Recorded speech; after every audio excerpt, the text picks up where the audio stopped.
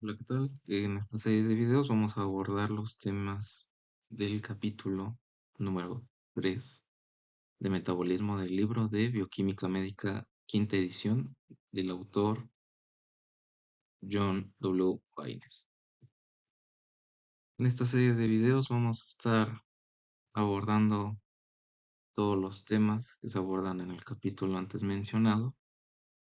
Y como primer tema vamos a abarcar la parte de transporte de oxígeno.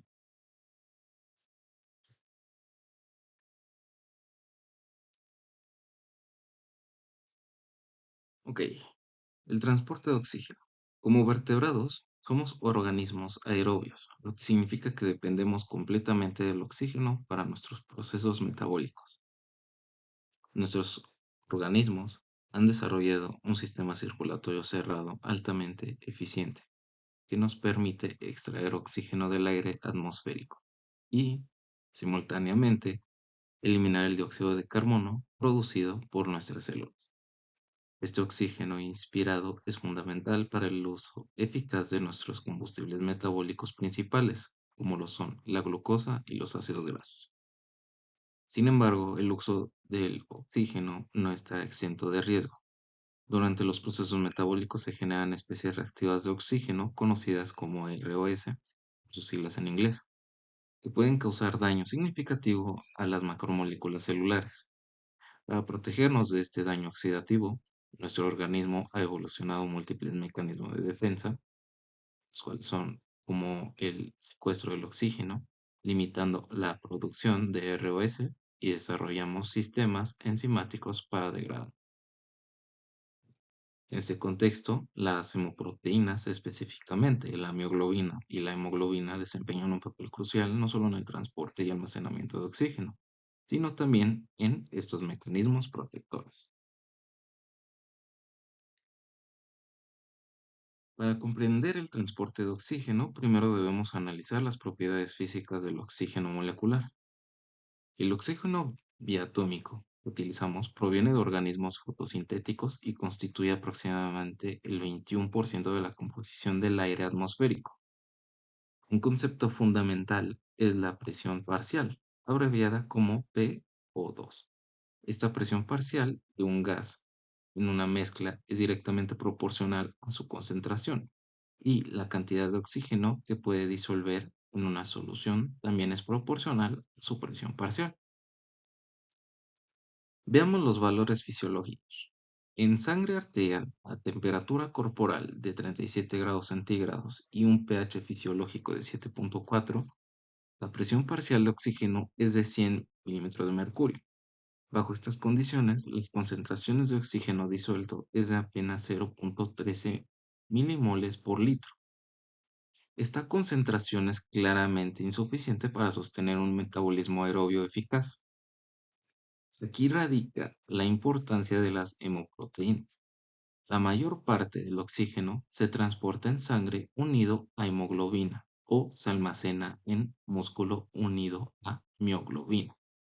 En ambos casos el oxígeno se une al hierro ferroso, Fe2+, presente en el grupo hemo. Los números son impresionantes. Podemos ver que en sangre arterial con una concentración de hemoglobina de 150 gramos por litro y una saturación del 97.4%, se transportan aproximadamente 8.7 milimoles de oxígeno por litro. Esto representa 67 veces más oxígeno que el que puede transportarse disuelto. La capacidad total de transporte de oxígeno en sangre arterial alcanza los 8.8 milimoles por litro, equivalente a aproximadamente 200 mililitros de oxígeno por litro de sangre.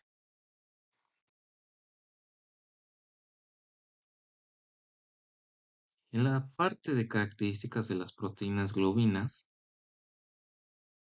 tenemos que explicar que las globinas constituyen una familia ancestral de metaloproteínas solubles que ha sido conservado a lo largo de la evolución. Esta familia es ubicua en la naturaleza y probablemente todas las globinas evolucionaron a partir de una globina ancestral común. A pesar de la diversidad evolutiva, las globinas mantienen características estructurales altamente conservadas. Entre estas destacan dos residuos invariables: la fenilanina en la posición CD1 y la histidina en la posición F8. Además, se conservan patrones específicos de residuos hidrofóbicos en los segmentos helicoidales. En el celo humano encontramos dos tipos principales de globinas. La mioglobina humana es una proteína monomérica compuesta de un solo polipéptido de globina de 153 residuos de aminoácidos, con una masa molecular de 17.053 daltons. En contraste, la hemoglobina humana presenta una estructura más compleja. Es un ensamblaje tetramérico compuesto por dos subunidades alfa-globina de 141 residuos y 15.168 daltons cada una, y dos subunidades beta-globina de 146 residuos y 15.126 daltons cada una. Un aspecto crucial es que cada subunidad de globina se asocia no covalentemente con un grupo prostético hemo. La estructura secundaria de estas proteínas se caracteriza por una alta proporción de hélices alfa que constituyen más del 75% de los aminoácidos totales. Para la nomenclatura de los residuos utilizamos el sistema establecido para la mioglobina, donde las hélices se denominan A, B y C, y así sucesivamente. Y los codones o giros entre hélices se denominan AB, BC, etc. Las características de las proteínas globina en su estructura terciaria presentan un patrón característico conocido como plegamiento de globina. En esta conformación, las hélices alfa se empaquetan formando una estructura casi esférica altamente compacta. La distribución de los aminoácidos sigue un patrón específico que optimiza tanto la solubilidad como la fusión. Los aminoácidos polares se localizan en la superficie exterior de la molécula, lo que confiere a estas proteínas una alta solubilidad en medio acuoso.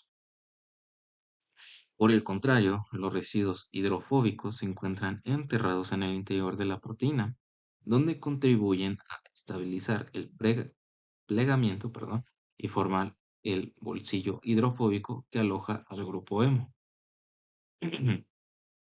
Existen dos excepciones notables a esta distribución: las histidinas proximal y distal, donde la histidina proximal, ubicada en la posición F8, se encuentra profundamente enterrada en el bolsillo del hemo y es fundamental para la función de la proteína. Uno de sus nitrógenos imidazólicos se une directamente al hierro ferroso, que en estado desoxigenado presenta una coordinación pentacoordinada. La histidina distal, por otra parte, en la posición E7, también se localiza profundamente en el bolsillo del hemo, aunque se encuentra demasiado alejada para establecer un enlace directo con el hierro. Su función principal es estabilizar la molécula de oxígeno unida mediante la formación de puentes de hidrógeno, lo que contribuye significativamente a la estabilidad del complejo oxígeno-hemo. Características de las proteínas globinas, el grupo hemo. El grupo hemo representa el centro activo de las globinas y merece un análisis detallado de su estructura y función. Este grupo prostético es un complejo formado por una porfirina y un átomo de hierro. La estructura básica consiste en un esqueleto de protoporfirina 9, que es un anillo tetrapirrólico conjugado, con un átomo de hierro ferroso en el centro. Este hierro presenta una geometría de coordinación octaédrica, con capacidad para 6 ligandos. 4 de estos ligandos están ocupados por los nitrógenos pirrólicos de la porfirina, creando un complejo estable.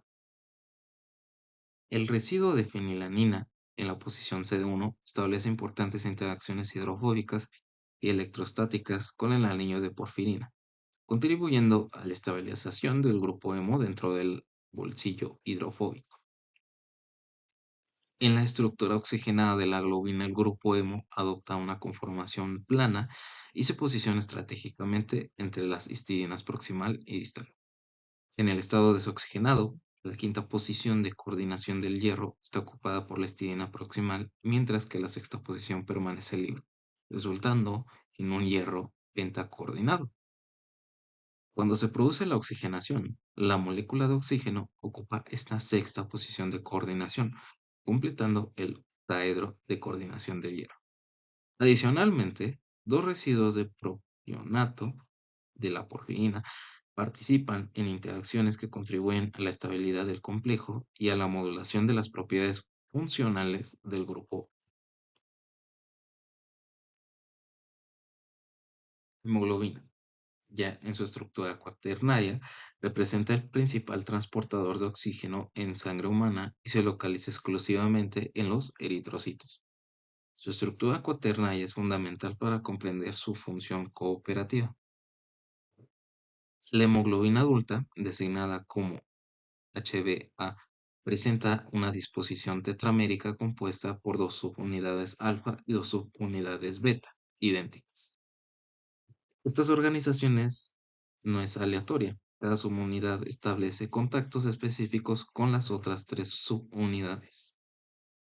Las interacciones entre subunidades diferentes, es decir, las interfaces alfa-beta, se caracterizan por ser interacciones no covalentes fuertes, principalmente puentes de hidrógeno e interacciones electrostáticas.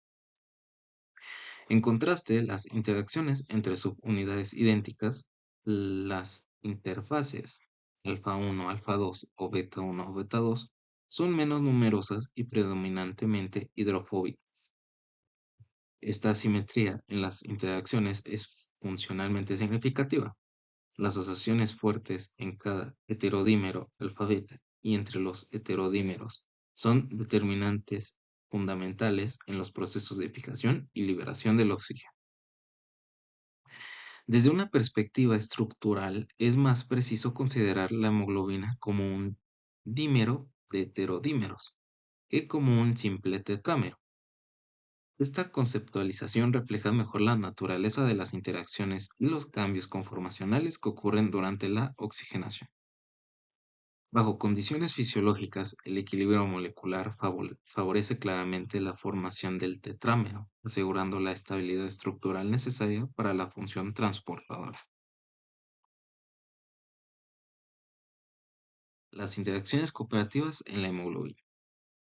La hemoglobina presenta una propiedad funcional extraordinaria. Es capaz de captar oxígeno eficazmente en los pulmones y liberarlo con similar eficacia en los tejidos periféricos.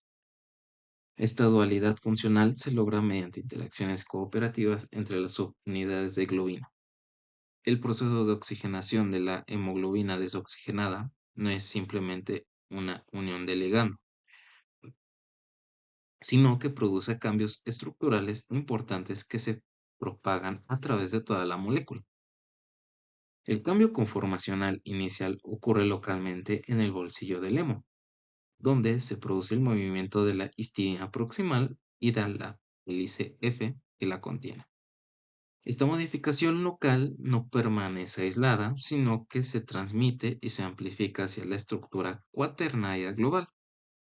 Los cambios incluyen una rotación de la estructura cuaternaria de 12 a 15 grados, acompañada de un desplazamiento del dímero alfa-1 beta-1 de 0.10 nanómetros respecto al dímero alfa-2 beta-2.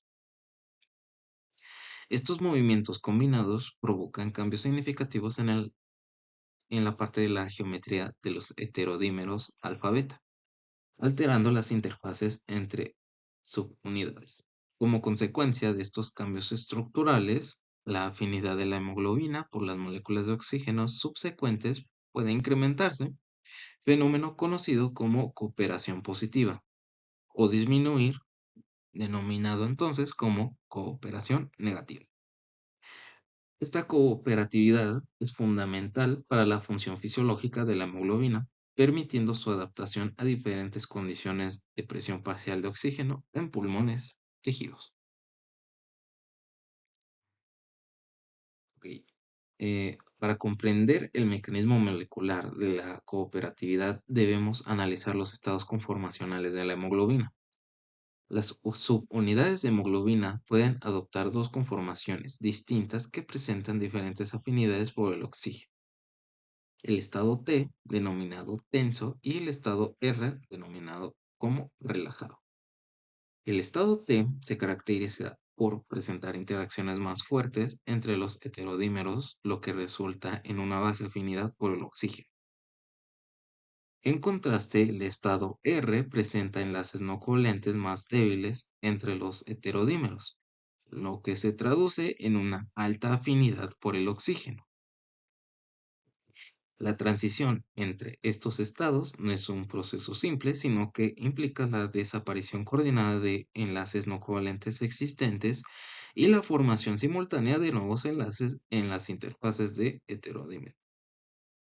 Se ha determinado que aproximadamente 30 aminoácidos participan activamente en estas interacciones no covalentes que definen las conformaciones desoxigenada, T y oxigenada. E. Para describir esta transición se han propuesto dos modelos principales. El modelo secuencial postula un cambio gradual de las subunidades individuales, permitiendo la existencia de formas híbridas, TR. El modelo concertado, por el contrario, propone que todas las subunidades cambian simultáneamente entre los estados T y R sin formas intermedias estables. Ambos modelos contribuyen a nuestra comprensión de la cooperatividad, aunque la evidencia experimental sugiere que la realidad molecular puede incluir elementos de ambos mecanismos.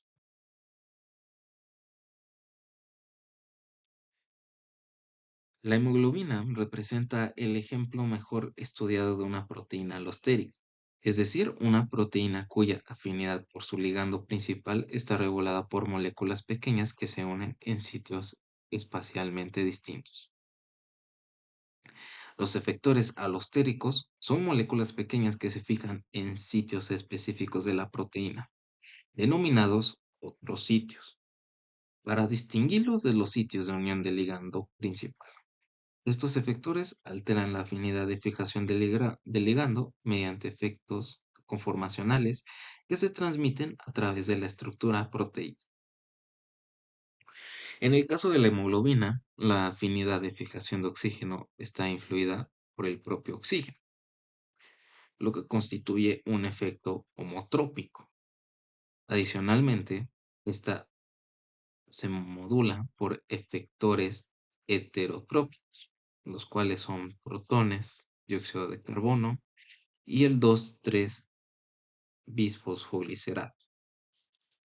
Estas interacciones alostéricas causan desplazamiento horizontal característico en las curvas de fijación de oxígeno. Para cuantificar estos efectos utilizamos el parámetro P50, que representa la presión parcial de oxígeno a la cual se alcanza el 50% de saturación de la hemoglobina.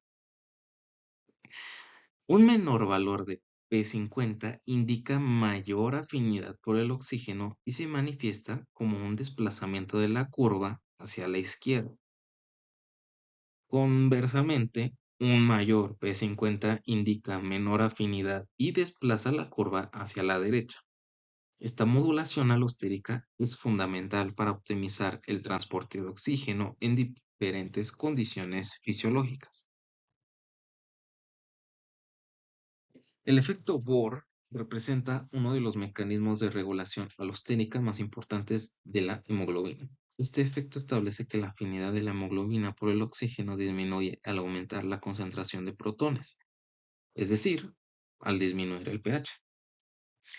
Esta relación tiene una importancia fisiológica fundamental, ya que favorece la liberación de oxígeno precisamente en los tejidos periféricos metabólicamente activos, que son los que producen mayor cantidad de protones y dióxido de carbono como productos de su metabolismo. A nivel molecular, aminoácidos específicos participan en el efecto Bohr. Su participación está modulada por la fijación de aniones como cloruro y fosfatos orgánicos, que alteran los valores de pKa. de estos aminoácidos. Un ejemplo específico es la valina en la posición 1 de la cadena alfa, cuyo comportamiento se modifica significativamente en presencia de iones cloruro. El dióxido de carbono también disminuye la afinidad por el oxígeno, desplazando la curva hacia la derecha, pero lo hace mediante dos mecanismos distintos. El primero, el CO2, aumenta la concentración de protones al disolverse en el plasma, contribuyendo así al efecto Bohr. Y el segundo es que el CO2 reacciona directamente con los grupos aminoterminales de las cadenas de globina, formando aductos de carbamina. Estos aductos estabilizan el estado T de la hemoglobina, promoviendo la liberación de oxígeno. Este segundo mecanismo es particularmente importante para el transporte de dióxido de carbono desde los tejidos hacia los pulmones, integrando el transporte de ambos gases respiratorios. El 2,3-bisfosfoglicerato constituye un modulador indispensable de la afinidad de la hemoglobina por el oxígeno. Esta molécula se sintetiza específicamente en los eritrocitos a partir de un intermediario de la vía glucolítica, representando una desviación especializada del metabolismo glucolítico. La concentración de 2,3-bifosfoglicerato en los eritrocitos es notablemente alta, aproximadamente de 5 milimoles por litro, lo que es comparable a la concentración molar de hemoglobina. Esta alta concentración refleja su importancia funcional. El 2,3-BPG actúa como un efector alostérico negativo, disminuyendo la afinidad de la hemoglobina por el oxígeno. Esta acción favorece la liberación de oxígeno en los tejidos periféricos, optimizando la función transportadora de la hemoglobina. Un hallazgo importante es que el 2,3-ppg explica por qué la hemoglobina purificada presenta mayor afinidad por el oxígeno que la hemoglobina en su entorno natural dentro de los eritrocitos.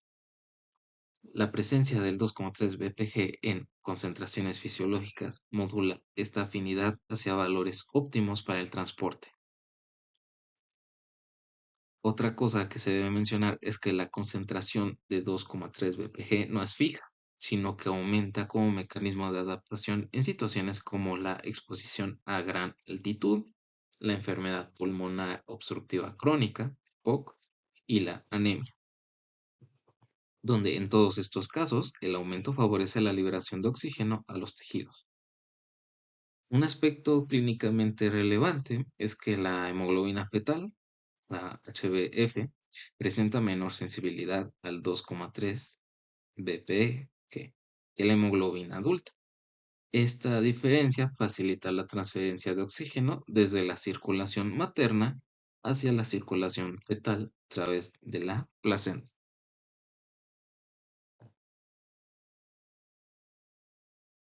Ok, el mecanismo molecular de acción del 2,3-bpg involucra su unión específica a la hemoglobina en un sitio estructuralmente definido. Este se fija en una hendidura poco profunda localizada en el centro del tetrámero de hemoglobina. Esta hendidura está definida por aminoácidos catiónicos provenientes específicamente de las subunidades beta. La especificidad de la unión se basa en la parte de la complementariedad de cargas, donde la hemoglobina desoxigenada, que presenta una conformación que expone residuos catiónicos en esta hendidura, interacciona preferentemente con el 2,3-bpg, que está cargado negativamente. Múltiples interacciones electrostáticas estabilizan este complejo 2,3-bpg desoxihemoglobina. La selectividad conformacional es notable. En la hemoglobina totalmente oxigenada, la hendidura central se estrecha significativamente debido a los cambios conformacionales asociados con la transición al estado R, o sea, el relajado. Esta hendidura estrecha no puede alojar 2,3 bpg, lo que explica su mayor afinidad por la forma desoxigenada. Este mecanismo molecular proporciona la base estructural para el efecto alostérico negativo al estabilizar preferentemente la forma desoxigenada de baja afinidad y desplaza el equilibrio hacia la liberación del oxígeno.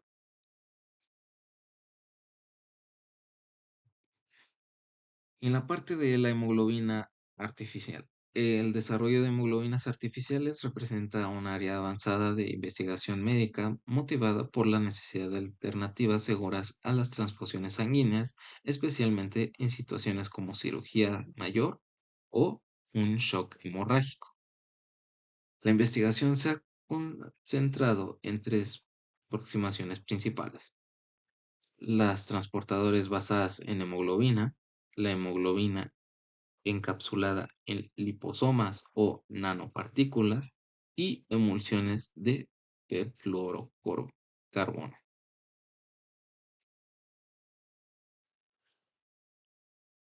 Vale. En la parte neuroglobina y citoglobina. Recientemente se han identificado dos globinas adicionales en mamíferos que amplían nuestra comprensión de esta familia de proteínas, donde la neuroglobina se expresa principalmente en el sistema nervioso central, tejidos endocrinos, mientras que la citoglobina presente en una distribución omnipresente, con expresión predominante en células fibroblásticas. Ambas proteínas se encuentran en concentraciones hísticas bajas, inferiores a 1 milimol por litro. La neuroglobina es un polipéptido de 151 residuos con una masa molecular de 16,933 daltons, mientras que la citoglobina es mayor, con 190 residuos y 21,405 daltons. A pesar de su función relacionada, estas globinas presentan solo aproximadamente el 25% de identidad de secuencia con la hemoglobina y hemoglobina. Sin embargo, conservan los elementos estructurales claves del dominio de globina: el arreglo en sándwich de hélices alfas, las histidinas proximal y distal y el bolsillo del hemo. Bueno, una diferencia estructural importante es que, a diferencia de la mioglobina y hemoglobina, tanto las neuroglobinas como las citoglobinas contienen grupos hemo hexacoordinados. En estos casos, la histidina distal, en posición E7, actúa como el sexto ligando del hierro y debe desplazarse para permitir la unión del oxígeno. Las afinidades por el oxígeno de estas globinas son sorprendentemente altas. La neuroglobina presenta valores de P50 entre 1 y 7,5 milímetros de mercurio, mientras que las citoglobinas muestran P50 entre 0,7 y 1,8 milímetros de mercurio. Estos valores contrastan notablemente con la hemoglobina A, que presenta un P50 menor a 27 milímetros de mercurio. La citoglobina forma dímeros y presenta unión cooperativa de oxígeno con coeficientes de Hill entre 1,2 y 1,27, siendo independientemente del pH. Las funciones biológicas de estas globinas aún no están completamente clarificadas. Se han propuesto que la neuroglobina podría aportar oxígeno a las mitocondrias de la retina, mientras que la citoglobina podría funcionar como cofactor enzimático en reacciones hidroxilación de prolina y lisina.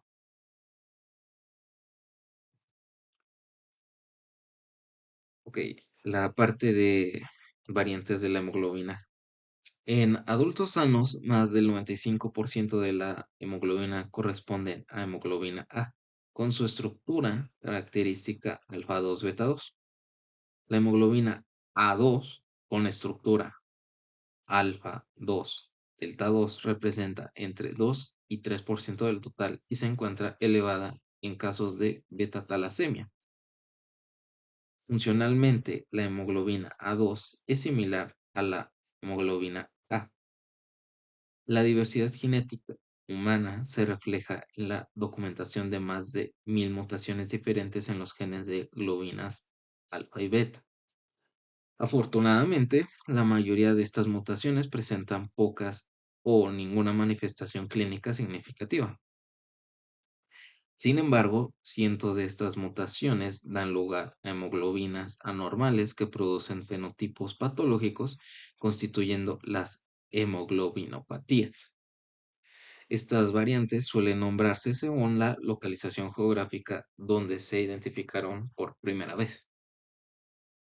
La clasificación de las hemoglobinopatías se basa en la alteración estructural, el trastorno funcional resultante y las consecuencias clínicas.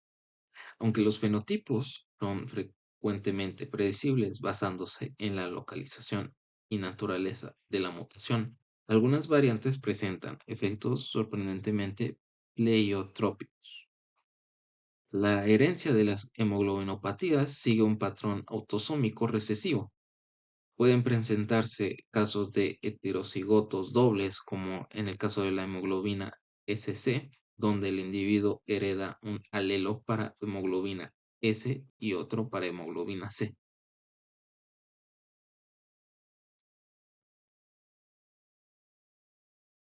Bueno, el diagnóstico de hemoglobinopatía se basa en la separación e identificación de variantes de hemoglobina que pueden diferir en tan solo una carga eléctrica de la hemoglobina anormal.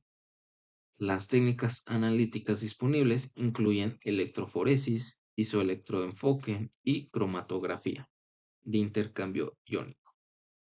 Estas técnicas son particularmente útiles para el análisis de muestras pequeñas, como las obtenidas de sangre de recién nacidos en programas de cribado neonatal. La cuantificación de las diferentes variantes se realiza mediante densitometría o espectrometría, permitiendo determinar las proporciones relativas de cada tipo de hemoglobina presente. Las pruebas de cribado para detectar anomalías requieren conformación mediante hemograma completo, análisis proteico adicional y, cuando esté indicado, análisis de ADN para identificar las mutaciones específicas. En esta parte es importante destacar que los hallazgos de laboratorios deben interpretarse en el contexto clínico apropiado, ya que diferentes hemoglobinopatías pueden presentar manifestaciones clínicas y de laboratorios características que ayudan en diagnóstico diferencial. Son algunas imágenes de los estudios que se realizan. Y ahora vamos con la parte de la anemia falciforme y otras. La trepanocitosis o anemia falciforme representa la hemoglobinopatía patogénica más estudiada y clínicamente significativa. Esta enfermedad es causada por la hemoglobina S, resultado de una mutación puntual que sustituye el ácido glutámico en la posición 6 de la cadena beta por valina.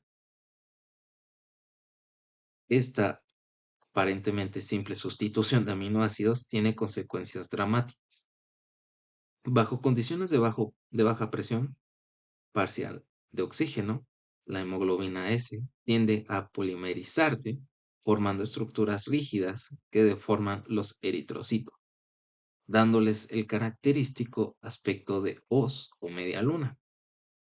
Esta deformación celular produce las manifestaciones clínicas características de la enfermedad, que incluyen crisis de dolor, anemia hemolítica, infarto de órganos, complicaciones vasculares.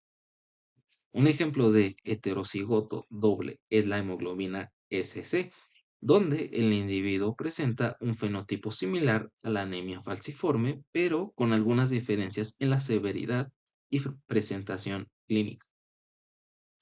Existen ciertos, digo, bueno, sí, existen cientos de otras hemoglobinopatías documentadas que pueden afectar la estructura, función o regulación de la hemoglobina.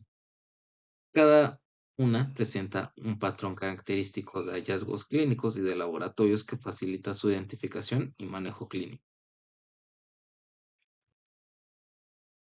Aquí está la tabla de algunos de los resultados y valores de referencia. Y con esto concluiríamos el primer tema. Y a modo de conclusión o de resumen, hemos analizado dos proteínas fundamentales para el transporte y almacenamiento de oxígeno, las cuales son la mioglobina y la hemoglobina, donde ambas proteínas utilizan el dominio conservado de globina y el grupo prostético hemo para unirse al oxígeno y aumentar dramáticamente su solubilidad en medios biológicos. La hemoglobina, como estructura tetramérica, representa un ejemplo paradigmático de cooperatividad en la unión de ligandos. Los cambios conformacionales entre los estados T y R constituyen el mecanismo molecular fundamental para que se permita la transición entre las formas desoxigenada y oxigenada. También hemos visto que la hemoglobina funciona como un prototipo de proteína alostérica, siendo modulada por diversos efectores que optimizan su función transportadora. Los protones, a través del efecto Bohr y el dióxido de carbono, favorecen la liberación de oxígeno precisamente donde es necesario, en los tejidos metabólicamente activos. Eso hay que recordar. Y el 2,3-bisfosfoglicerato emerge como un efector alostérico crucial que disminuye la afinidad de la hemoglobina por el oxígeno, representando un mecanismo de adaptación fundamental para las condiciones como la exposición a gran altitud y enfermedades pulmonares. Finalmente, el estudio de las hemoglobinopatías no solo tiene relevancia clínica directa, sino que también ha contribuido significativamente a nuestra comprensión de la relación estructura-función de las proteínas. Esta comprensión integral del transporte de oxígeno proporciona las bases bioquímicas fundamentales para entender múltiples procesos fisiológicos y patológicos en medicina clínica.